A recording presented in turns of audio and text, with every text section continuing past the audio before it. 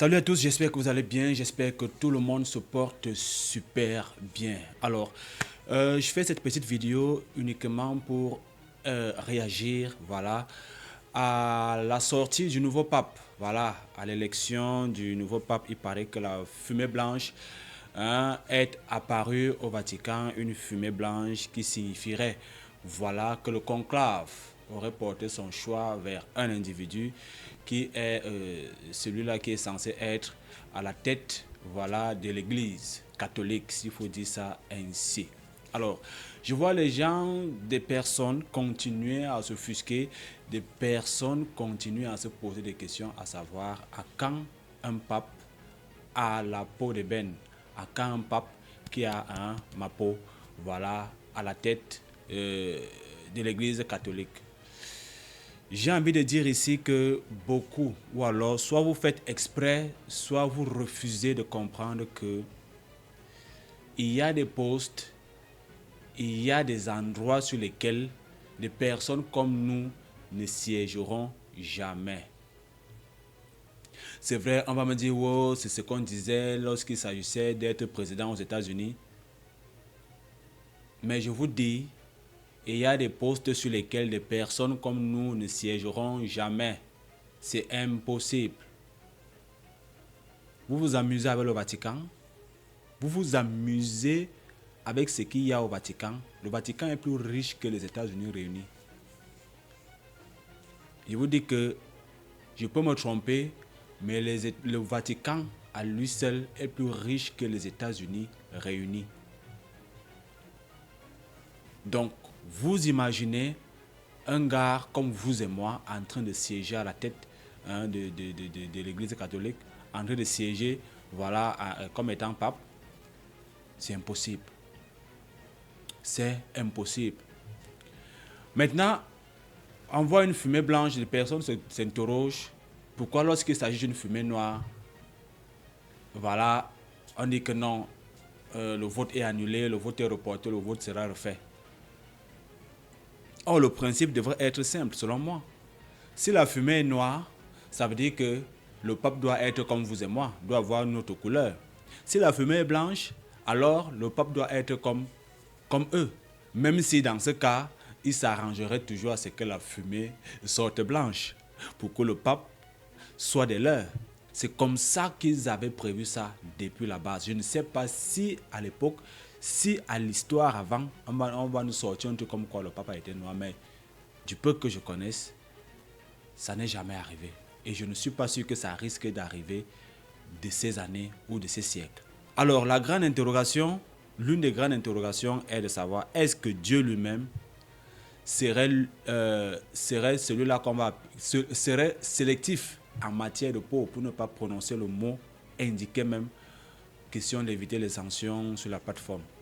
Est-ce que Dieu lui-même serait sélectif en matière de peau lorsqu'il s'agit de choisir un pape? Si c'est Dieu, alors autant mieux nous dire que Dieu est un humain qu'on peut toucher et qu'on peut reconnaître au travers de sa couleur de peau. Autant mieux nous le faire savoir ainsi. Parce que si on part du principe que Dieu n'est pas censé être de chair humaine, n'est pas censé avoir une couleur de peau, alors la papauté devait appartenir à toutes les communautés dans le monde. La papauté devait appartenir à toutes les communautés dans le monde, ne serait-ce que par besoin d'équité, par besoin d'alternance, comme on dit souvent, d'équilibre. S'il advenait même que les gars, s'ils voulaient dominer, ils voulaient même, voilà, contrôler le truc, ils pouvaient même donner à notre couleur de peau un pape sur 10. Oui, un pape sur 10, ça ferait au moins en sorte que les gens comme nous ne soyons pas frustrés, parce que actuellement on a l'impression d'être frustrés. Et oui, nous avons raison, parce que de temps à autre, nous contribuons à leur caisse. De temps à autre, nous contribuons à remplir leur caisse. Les caisses avec lesquelles eux ils fonctionnent, eux ils tournent. À partir de quel moment nous, notre communauté, bénéficie de ça? C'est vraiment me dire, il ne s'agit pas, quand on parle de Dieu, il ne s'agit pas d'argent, il ne s'agit pas de biens. Mais laissez-moi vous dire qu'en réalité, il s'agit de biens, il s'agit de contrôler les biens. Il ne s'agit plus de Dieu monté et descendu. Il s'agit de contrôler les biens.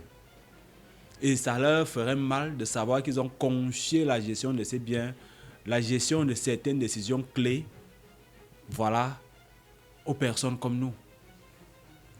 Ça leur fera mal de savoir qu'ils savent par exemple que nous, la gestion, les affaires de tchéléisme et autres, ils savent par exemple que nous ne sommes pas trop dedans. Alors mettre quelqu'un qui soit de chez nous à la tête, à ce poste, ce sera leur créer des problèmes. Ils seront bloqués sur plusieurs fronts. Donc arrêtons, à un moment donné, on doit arrêter de nous lamenter. C'est un pape.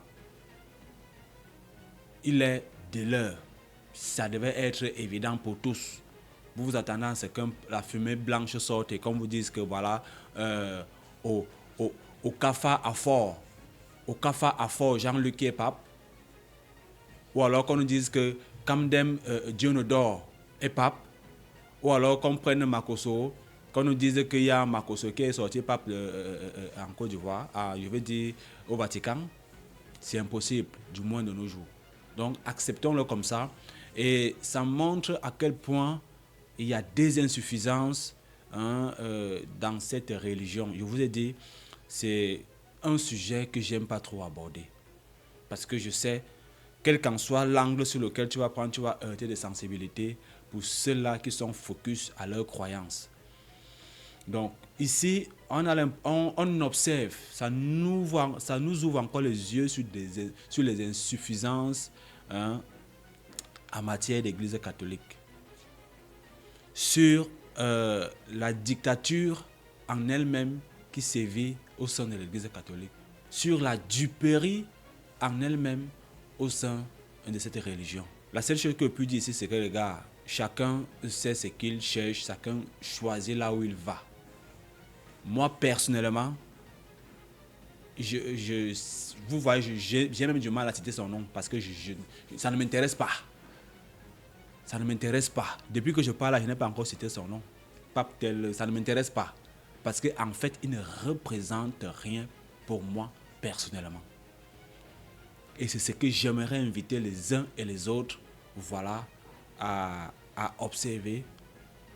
Ce n'est pas ici, je ne suis pas là pour détourner les croyances des gens ou alors pour essayer de dévier, d'essayer d'insulter les croyances des gens. Non. Mais je dis pour moi, ce monsieur, d'ailleurs, il n'est pas le premier. Depuis que j'ai ouvert les yeux, depuis que je peux me servir de ma petite tête pour analyser et comprendre un certain nombre de choses, il y a fort longtemps, ces histoires de pape et autres ne me disent absolument rien. Je peux vous dire que je suis baptisé de l'église catholique. Je peux vous dire que ma mère est, voilà, une fervente servante engagée de l'église catholique. Mais moi, son fils, elle le sait. J'ai souvent des positions sur lesquelles on débat. Et voilà, très souvent, ça se termine en queue de poisson. Ah oui. Donc, vous imaginez une mère qui a passé presque toute sa vie de votre enfance à essayer de vous inculquer un certain nombre de valeurs que j'ai aujourd'hui gardées. D'ailleurs, j'ai pu sélectionner ce qui me sied. Et ce qu'aujourd'hui, je sens que non, ici, il y a longtemps, on m'a dupé, je mets ça de côté. Et c'est ce que ma mère, à un moment donné, refuse de comprendre. Que fils a grandi et il peut comprendre certaines choses. Elle est restée focus sur ses croyances aveugles. Je dois dire que je ne l'en veux pas. Je ne peux pas l'en vouloir. Mais j'arrive aujourd'hui personnellement à me mettre des limites à certaines choses. Notamment à cette histoire de pape. Qu'il faut à chaque fois voir un pape blanc. Est-ce à dire que Dieu est blanc? Est-ce à dire que Dieu lui-même est un blanc? Comme on aime à nous le dire, il reflète la pureté. Donc, ils font tout pour nous imposer des papes de blancs pour que nous nous fassions en image que Dieu est blanc. Pour que nous fassions en image que Jésus a été blanc. Donc, c'est des sujets vraiment délicats que personnellement, j'aime pas aborder. Mais bon, comme je le disais, chacun sait ce qu'il veut, chacun oriente ses croyances là où voilà, il veut. Et le monde va avancer, le monde va évoluer. Mais rappelez-vous que eux, ils se servent de nous. Eux, ils sont à leur tête, ils sont à la tête de la papauté, ils sont à la tête du Vatican. Ils placent qui ils veulent à la tête du Vatican. Bien sûr, cette personne est de leur couleur. Mais nous, des personnes d'autres communautés, remplissons leur caisse. Parce qu'à chaque fois, c'est les dîmes qu'il faut payer. À chaque fois, c'est telle ou telle chose qu'il faut mettre. Jusqu'à quand? C'est la grande question. Portez-vous bien. God bless.